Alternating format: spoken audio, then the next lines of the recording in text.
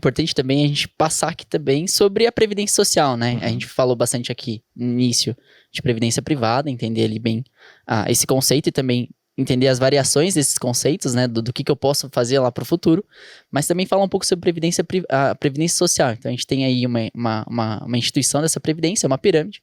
Como você disse, a taxa de natalidade tende a se diminuir, né? Então a gente pega ali o verso de 2000 para agora, 2020, os últimos dados, então a gente sai de 2,08 por casal, passamos a 1,56 por casal, então é uma conta que não fecha. Sim. Até por conta disso a gente teve uma reforma em 2018.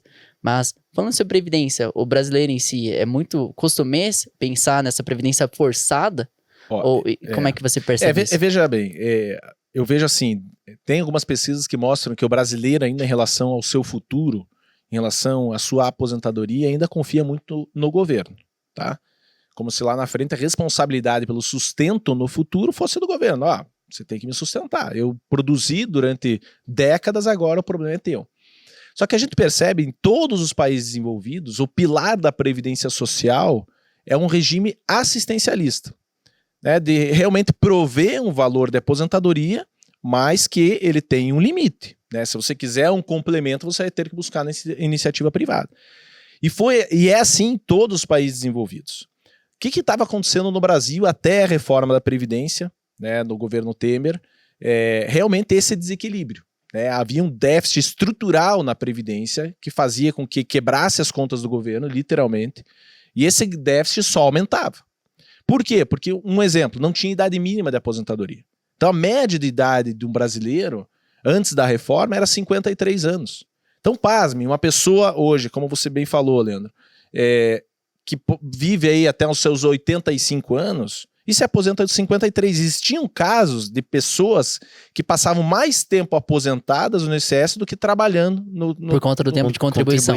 É isso aí. Então, contribuíam 35 anos, mas sobreviviam 40, 50 anos, e é muito comum hoje pessoas chegando a 100 anos de idade. E ainda existe aquela forma de você pagar um pedágio? Tinha o fator previdenciário, que acabava sendo uma forma de realmente ter esse equilíbrio financeiro e atuarial para poder pagar o que você contribuiu. Mas mesmo assim, ainda acabava tendo esse desequilíbrio. E aí o que observar-se, né? Duas frentes. A primeira, né? Aumentar a contribuição. Como que você equilibra um regime desse? Ou você aumenta a contribuição e não dava mais, porque o INSS já tinha 20% do empregador, 11% do empregado, uma das maiores alíquotas de contribuição. Não tinha como aumentar, ou você achatava o benefício, né, e buscava realmente esse equilíbrio para que as pessoas postergassem a decisão da aposentadoria. Como que você estabelece isso? Com idade mínima. Para vocês terem uma ideia, antes de implantar a idade mínima, somente 4 países como o Brasil, era Irã, Iraque, Equador e o Brasil que não tinha idade mínima. Todos os outros países tinham idade mínima de aposentadoria. E foi isso que foi feito na reforma, a principal modificação, realmente implantando a idade mínima de aposentadoria. Por quê? Principalmente pela questão demográfica, como o Leandro falou, 2 fatores são fundamentais, porque o regime, eu acho que é importante as pessoas que estão nos escutando entenderem. Quando a gente fala de um regime de repartição, como é o caso da Previdência Social, nós temos a massa de trabalhadores, né? Nós aqui que estamos contribuindo, todo mês a gente contribui para o INSS, quem é regime seletista de forma obrigatória, compulsória, aqueles que não são, né, de forma voluntária, todas as pessoas que contribuem mensalmente. Do outro lado, nós temos a massa de aposentados. Qual que é a ideia do regime de repartição? Aqueles que contribuem aqui pagam no mesmo mês a massa de aposentados. Então, é um grande erro, é um grande equívoco nesse tipo de regime a gente achar que a gente está contribuindo para a nossa aposentadoria. Não, a gente está contribuindo para a aposentadoria de quem a gente nem conhece, na esperança de quando chegar a nossa hora, terem trabalhadores suficientes para poder pagar a nossa aposentadoria. Como a pirâmide está invertendo, ou seja... E aí, qual que é o problema demográfico? Como o Leandro falou, desse lado, a fecundidade. Taxa de fecundidade despencou, né? A gente vê famílias cada vez menores. E o que isso representa? Menos brasileirinhos nascendo para poder entrar no mercado de trabalho e contribuir para cá. E desse lado aqui na questão demográfica, graças aos avanços tecnológicos da medicina, da medicina preventiva, as pessoas estão vivendo mais. Isso é um fato, né? E não é nem uma questão para a Previdência, não é nem uma questão de expectativa de vida, que está em torno de 75 anos. É uma expectativa de sobrevida. Porque no Brasil ainda há um volume muito grande de mortalidade infantil e riscos à juventude. Passado esses 2 riscos, né? As pessoas, o IBGE utiliza a expectativa de sobrevida, que um brasileiro tranquilamente está chegando ali aos seus 83, 84 anos. Tem alguns encartes de jornais até que falam, Thiago, que morreu tão velho, com 40 anos, na época da instituição da Eu brinco Previdência. nas minhas palestras, né? Você pega, antigamente tinha aquela mulher, a música do Roberto Carlos, As Mulheres e 40, pareciam umas balzaquianas, As Mulheres e 40. Eu lembro quando pequeno, eu era pequeno, não faz tanto tempo assim, mas e como que é hoje uma mulher de 40, né? Tá no início da sua carreira 40 profissional. é o novo 70. Entendeu?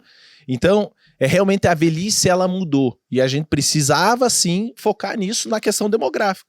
Então, a reforma veio para isso. E aí, o que se tornou o regime oficial do INSS? Um regime assistencialista, que vai prover ali, no máximo, 2, 3 salários mínimos de aposentadoria.